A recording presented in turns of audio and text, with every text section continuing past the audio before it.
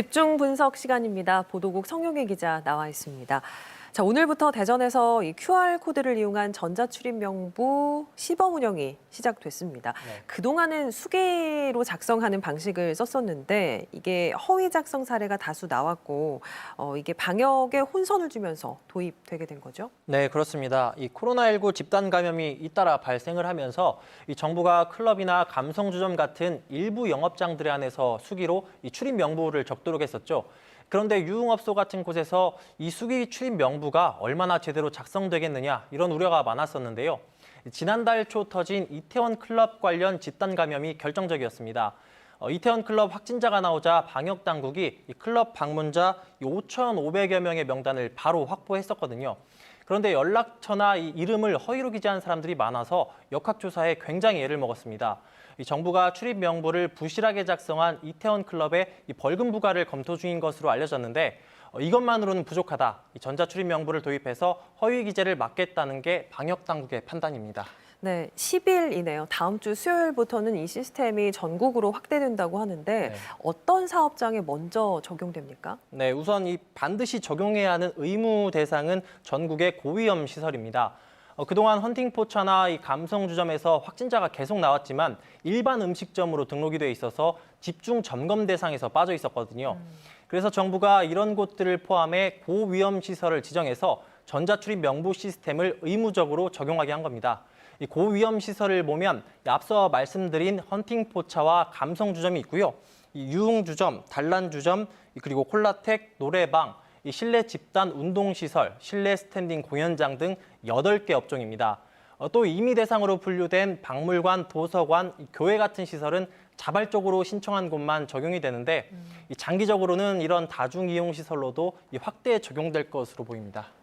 이게 방역의 빈틈을 막는 방법이 될 것 같기는 한데 네. 익숙하지 않은 방식이다 보니까 사업자라든지 방문객 모두 처음에는 좀 익숙하지 않을 것 같아요. 어려움을 겪을 것 같은데 어떨까요? 네, 이 전자출입 명부는 원래 어제부터 시범 운영을 하기로 돼 있었거든요.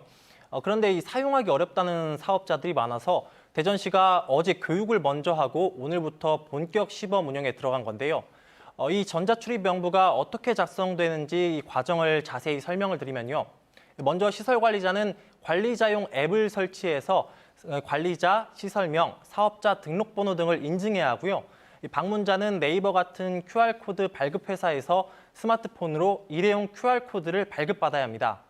이걸 입장할 때 이 시설 관리자에게 보여주고 이 관리자가 QR코드를 스캔하면 방문 기록이 이 공공기관인 사회보장정보원으로 자동 전송되는 시스템입니다. 네. 이 방문 기록은 QR코드 발급 회사와 사회보장정보원에 분산 관리됩니다. 요즘에는 이 새벽에 직원을 쓰지 않는 PC방 같은 곳에서 이런 방식을 쓰기도 하거든요.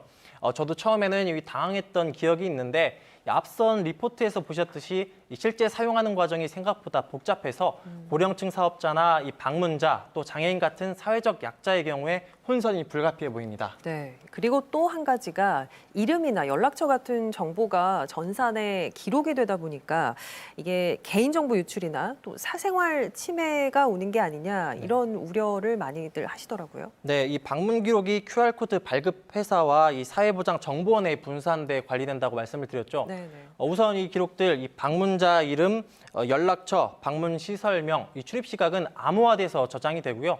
역학조사가 필요할 경우에만 이 방역 당국이 이 두 정보를 합쳐서 이용자를 식별하게 됩니다. 또 4주가 지나면 이 정보는 자동 폐기되는데요. 그래도 최근 개인정보 유출 사례를 보거나 내 동선이 실시간으로 기록된다는 점에서 이 부담을 느끼시는 분들도 있을 겁니다. 그렇죠. 실제로 사업자들 가운데 지금도 손님들이 방문하는 걸 부담스러워하는데 QR코드 방식으로 바뀌면 더 오기를 꺼릴 것 같다 이런 우려도 나오고 있습니다. 또 수기 작성이 아예 없어진 게 아니고 휴대전화가 없거나 이 전자출입 명부 이용이 어려운 사람들을 위해서 병행이 되고 있거든요. 이 신분증을 제시하고 수기로 방문 기록을 적어야 하는데 연락처 같은 경우에는 이 허위 기재 우려가 남아 있어서 시범 운영 기간 동안 이 보완이 필요해 보입니다. 네, 일단 오늘 처음 시범 운영됐기 때문에 또 앞으로 현장의 목소리를 듣고 보완할 점은 보완해 나가야 될 것 같습니다. 네. 성용희 기자 수고했습니다.